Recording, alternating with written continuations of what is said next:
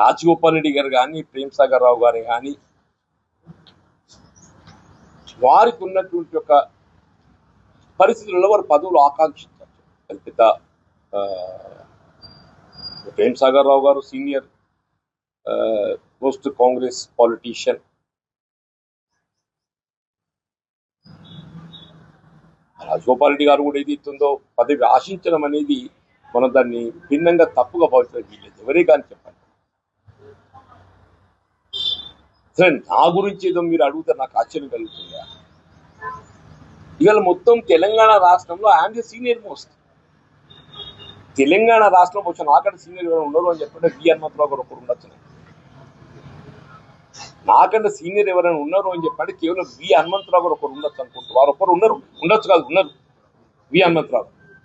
ఇవాళ Jana Reddy is also, Jana Reddy గారు కూడా పార్టీ పరంగా నాకంటే 4 సంవత్సరాలు తదుపరి కాంగ్రెస్ భిన్న అభిప్రాయాలు ఏర్పడ్డంత మాత్రాన ఏదైతుందో మీరు పార్టీ విడతారు. నాటువంటి గురించి మీరు మాట్లాడటానికి మీకు ఎట్లా వస్తుందే?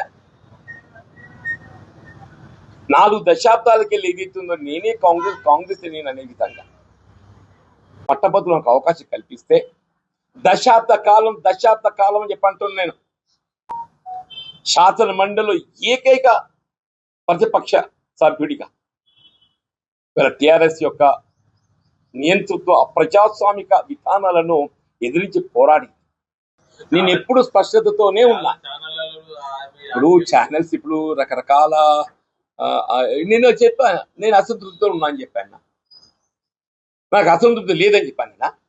సీనియారిటీ దగ్గర గౌరవాన్ని పొందలేని పరిస్థితులలో డెఫినెట్లీ నాకు అసంతృప్తి ఉంటుంది.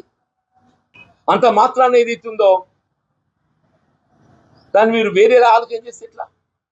ఇది కూడా నేను అప్పుడు వ్యక్తం చేసింది ఇదే వ్యక్తం చేసి ఇప్పుడు వ్యక్తం చేసి నేను పార్టీలో నా స్థానం ఏంటి, నా సీనియారిటీ ఏంటి నేను వ్యక్తం చేసిన. నేను వ్యక్తం చేసింది కూడా అదే వ్యక్తం చేసింది. నేను ఇవాళ కూడా చెప్తున్నా పార్టీలో నా స్థానం ఏంటి, నా సీనియారిటీ ఏంటి అనేది. పార్టీలో నా స్థానం ఏంటి, నా సీనియారిటీ ఏంటి అనేది కూడా వ్యక్తం చేసింది. ఇప్పుడు నేను 10 ఏళ్ళు పోరాటం చేసిన, ఎవడై చేసే 10 ఏళ్ళు పోరాటం.